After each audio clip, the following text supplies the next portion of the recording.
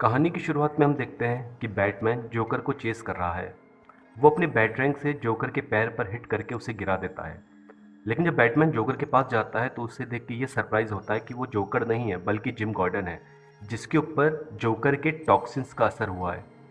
Batman gym Gordon की जान बचाने की कोशिश करता है, लेकिन अब बहुत देर हो चुकी है। जिम गॉर्डन मर जाता है। बैटमैन ये देखता है कि जिम गॉर्डन की बॉडी पे बॉम्ब लगा हुआ है। तभी तुरंत वहाँ जोकर आता है, जिसके हाथ में एक ट्रिगर है। जोकर उस ट्रिगर को दबाता है, वो बॉम्ब एक्सप्लोड होता है, लेकिन बैटमैन किसी तरीके से अपनी जान को बचा लेता है।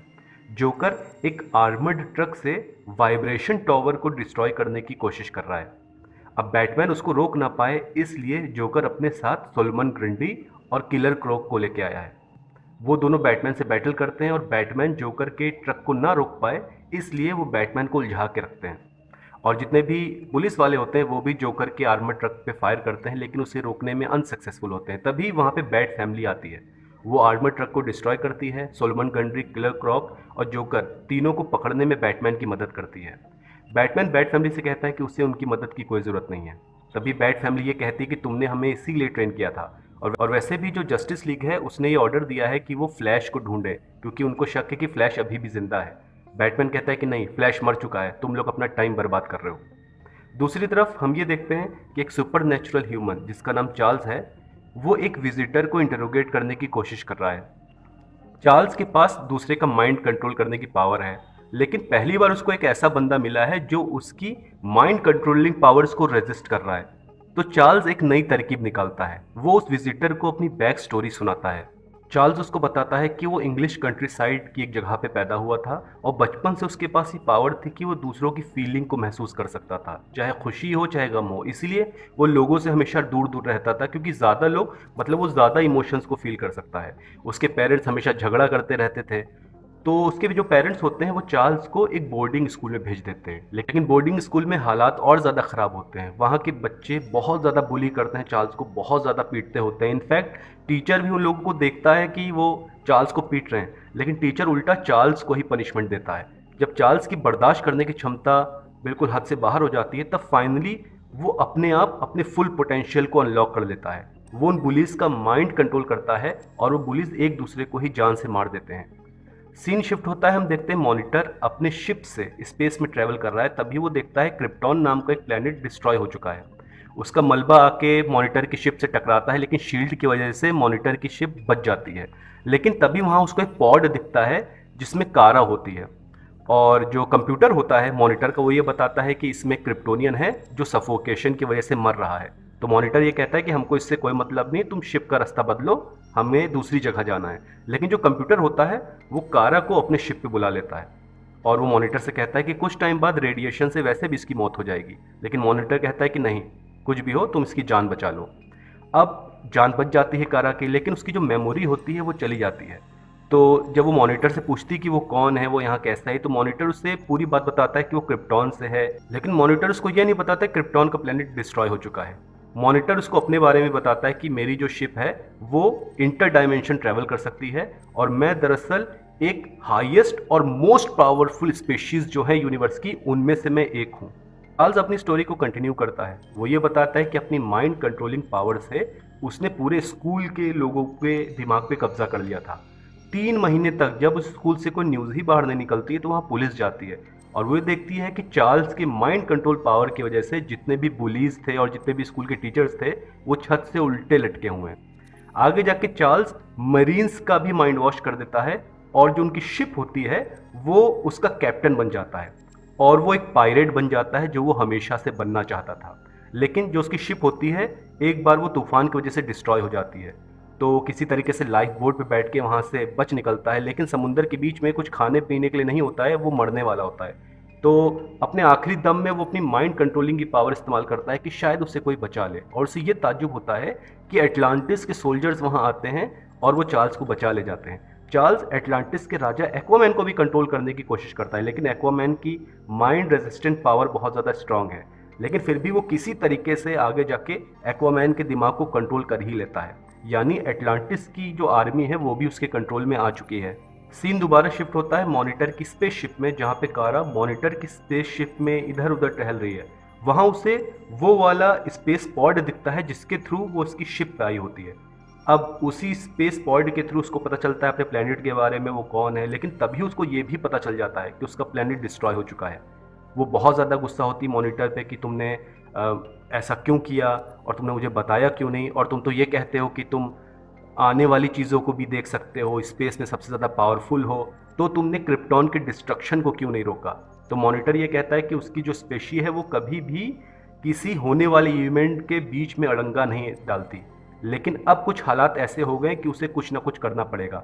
एक एंटी मैटर वेव है जो पूरे के पूरे यूनिवर्सेस को डिस्ट्रॉय कर रही है, इसलिए वो कारा से ये कहता है कि तुम मेरी मदद कर सकती हो इस एंटी मैटर वेव को रोकने में। अब इसके लिए जो हमारा मॉनिटर होता है वो अपनी पावर का, अपनी लाइफ सोर्स का कुछ हिस्सा कारा को दे देता है, जिससे कारा बन जाती हार्बिंजर, यानी एक ऐसा क्रिएचर जो यूनिवर्सेस में ट्रैवल कर करके सुपर हीरोज को रिक्रूट कर सकती है। सीन दोबारा शिफ्ट होता है चार्ल्स की तरफ, जहां हमको ये पता चलता है कि चार्ल्स जिस विजिटर के साथ बैठा हुआ है दरअसल वो डॉक्टर फेट है। डॉक्टर फेट चार्ल्स से ये बताता है कि जो क्राइसिस होने वाली है आगे, इसमें तुम्हारा बहुत बड़ा हाथ है, इसलिए तुम्हारा बहुत बड़ा रोल है इसमें। तो डॉक्टर फेट अपनी कुछ पावर दे देता है चार्ल्स को और उसको एक इंटर डायमेंशनल जर्नी पर भेज देता है। चार्ल्स खुद को एक ऐसे यूनिवर्स में पाता है जहां वो प्रेसिडेंट है, लेकिन जो पब्लिक है वो उसके अगेंस्ट प्रोटेस्ट कर रही है, और तुरंत ही यहाँ पे हार्बिंजर आती है और वो चार्ल्स से ये कहती है कि एंटी मैटर वेव जो पूरे डायमेंशन को, पूरे यूनिवर्स को डिस्ट्रॉय करने वाली है, उसके लिए जो सुपर हीरोज इकट्ठा किए जा रहे हैं उसमें तुम्हारा भी नाम है, तो तुम भी मेरे साथ चलो। दूसरी तरफ एंटी मैटर वेव जो है वो अर्थ 18 की तरफ बढ़ रही है उसको डिस्ट्रॉय करने के लिए।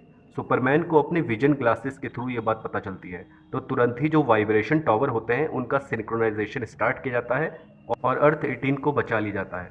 क्योंकि टावर बहुत ज़्यादा ओवरलोड हो जाता है, इसलिए सुपर गर्ल भी आ जाती है सुपरमैन की मदद के लिए। सुपर गर्ल बहुत ज़्यादा गुस्सा है कि ब्रेनियाक जा चुका है, क्रिप्टॉन नष्ट हो चुका है, तो वो बहुत ही ज़्यादा दुखी है। तुरंत ही वहाँ पे मॉनिटर की इमेज आती है और वो ये कहता है कि तुम दोनों मेरे पास रिटर्न हो। दूसरी तरफ हम ये देखते हैं एक लड़का जिसका नाम कोमिडिस है, वो अपने प्लेनेट पे रिटर्न करता है जहाँ पे भी एक वाइब्रेशन टावर है। हालांकि वो अपने प्लेनेट पे वापस नहीं आना चाहता था क्योंकि वो अकेला बंदा है जो इस प्लेनेट पे बचा हुआ है, लेकिन जो जस्टिस लीग मेंबर्स होते हैं वो ये कहते हैं कि इस टावर में जो खराबी है वो केवल तुम ही सही कर सकते हो और एक एप तुम्हारी मदद करेगा।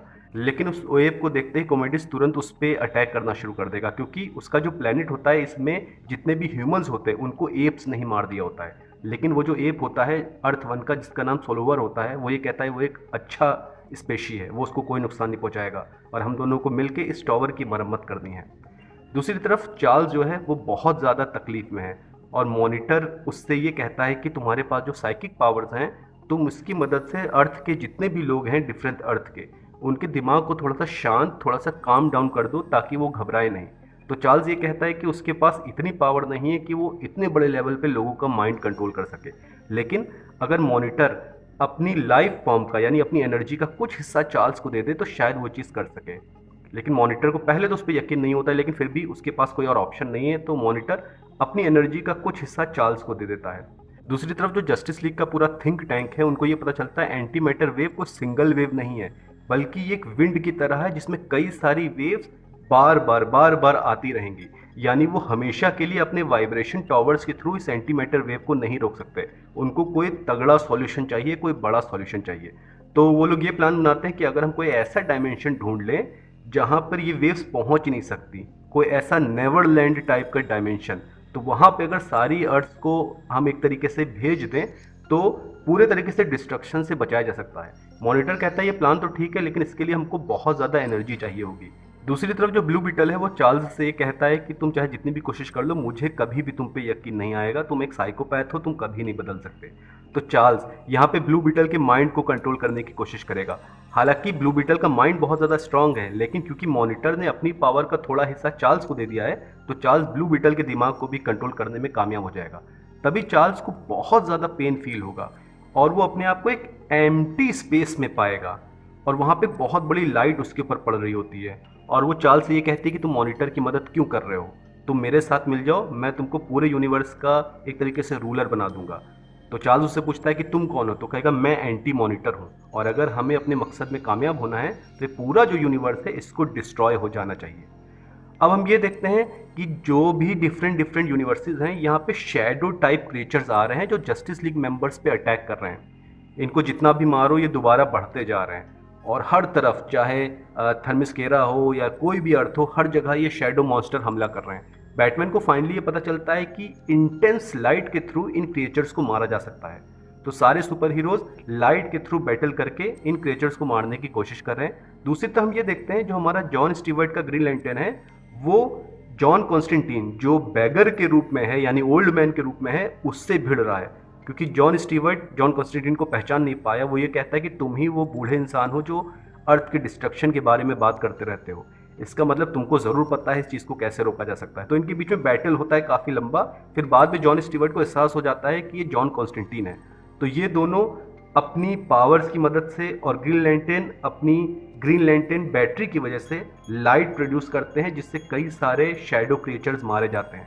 दूसरी तरफ कॉमोडिस और सोलिवर भी बैटल कर रहे हैं इन शैडो क्रिएचर से। तो कॉमोडिस की जान बचाने के लिए सोलिवर जो है वो अपने आप को सेक्रीफाइस कर देता है और कई सारे क्रिएचर्स को मार देता है। सीन दोबारा शिफ्ट होता है जहां हम देखते हैं चार्ल्स जो है वो मॉनिटर की शिप में है और वो सुपरगर्ल के दिमाग को कंट्रोल कर लेता है और उसके दिमाग में ये बात डालता है जो मॉनिटर है वही तुम्हारा दुश्मन है, उसको तुम मार दो। अब दूसरी तरफ जो मॉनिटर होता है वो चार्ल्स से ये कहता है कि सुपर हीरोज वहाँ शैडो मॉन्स्टर से बैटल कर रहे हैं, तो तुम उनकी मदद के लिए क्यों नहीं जा रहे हो। अब चार्ल्स ये कहता है कि वो अब मॉनिटर की बात नहीं सुनेगा क्योंकि उसको अब नया मालिक मिल चुका है। अब मॉनिटर समझ जाता है कि चार्ल्स एंटी मॉनिटर के साथ मिल चुका है। तभी पीछे से कारा जोर-एल यानी हमारी सुपर गर्ल जो है वो हीट विजन से हमला कर देती है मॉनिटर पे। मॉनिटर बहुत बुरी तरीके से घायल हो जाता है लेकिन वो मरता नहीं है। दूसरी तरफ जो सुपर हीरोज हैं वो शैडो मॉन्स्टर से बैटल कर रहे हैं, तो शैडो मॉन्स्टर जो है वो रिट्रीट करने लग गए हैं और वो सब रिट्रीट करके आपस में मिक्स होकर एक बहुत बड़ा मॉन्स्टर बना चुके हैं और वो मॉन्स्टर बहुत बड़ी एनर्जी बीम उठाता है उन सुपर हीरोज पे हिट करने के लिए। और दूसरी तरफ जो एंटी मैटर वेव है वो दोबारा अर्थ की तरफ बढ़ रही है उनको डिस्ट्रॉय करने के लिए और बीच में कई सारी अर्थ को डिस्ट्रॉय करती जा रही है। Super heroes in Shadow monster से बैटल करने में इतना ज़्यादा बिजी हो गए थे कि वो उन वाइब्रेशन टावर्स को एक्टिवेट करना ही भूल गए थे। और यहीं पे इस स्टोरी का एंड होता है, यानी कि एक क्लिफ हैंगर एंडिंग है इस मूवी की, जो हमको पता चलेगा कि थर्ड पार्ट में ये स्टोरी कैसे कंक्लूड होगी और सुपर हीरोज अपनी जान कैसे बचाएंगे।